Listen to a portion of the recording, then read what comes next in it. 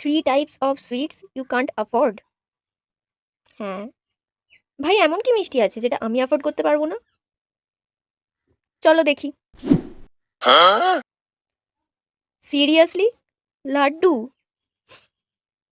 ভাই মানে লাড্ডু খেয়ে খেয়ে খেয়ে খেয়ে এত বিরক্ত লেগে গেছে যে এখন কেউ লাড্ডু দিলেও আমি আর নিই না। আর তুমি বলছো লাড্ডু অ্যাফোর্ড করতে পারবো না? এই তো এই সেই দিন স্বাধীনতা দিবসের দিন লাড্ডু দিয়েছিল, কি করব, নিয়ে নিলাম, নিয়ে এসে বাড়ির ছাগলটাকে খাইয়ে দিলাম।